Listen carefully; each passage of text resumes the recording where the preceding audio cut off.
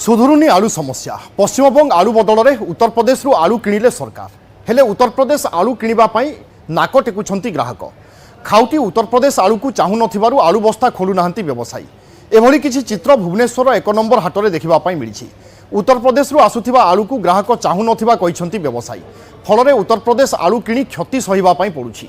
आ व्यवसायी कहवा कथा उत्तर प्रदेश आलू बड़ बड़ गोटे बस्तार 10 किलो अधिक फटा आलू बाहरुछि। टेस्ट मध्य नथिबारु ग्राहक किणु नथिबा बेले अधिक दिन गच्छित रखिबा संभव हेउना।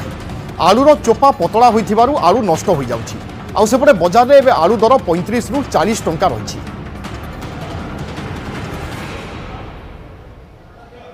तार चाहिदा कम से माने घरवा लोकों पय एटा सुविधा नुहे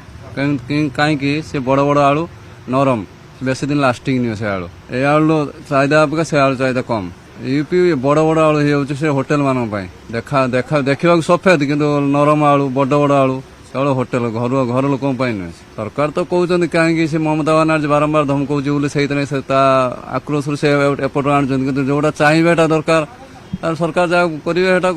लस लोक मैंने जदि बंद हो जाए पश्चिमबंग आलू बाध्य लोक ने कि कम बिक्री हम रेट खस रेट से रेट 35 टका बिक्री हो यूपी तो आनी ना 35 टका ए आलू बिक्री हो से आलू भी 35 टका शुणा 35 टका बिकुना गुंडा आलू नहीं बड़ आलू रेट अधिक आलू ना 50 नौ 40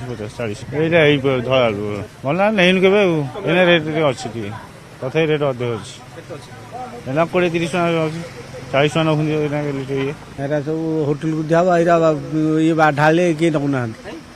फटा बहुत रोज आम बाछी नौ बाछी देले लस भल तो ले खराब तो आम कौन करूँ सेटा पतला चोपा लास्टिंग कर आउ जो मसला कले सब पानी फाटी जाऊँ पूरा टाइट पूरा किए जाइले आम तो खाइन नहीं आम तो आज काली आनी रुपया देखला कहते आम नबू नहीं आम ये नौ 35 टका दऊ बाछी नौ से नौना।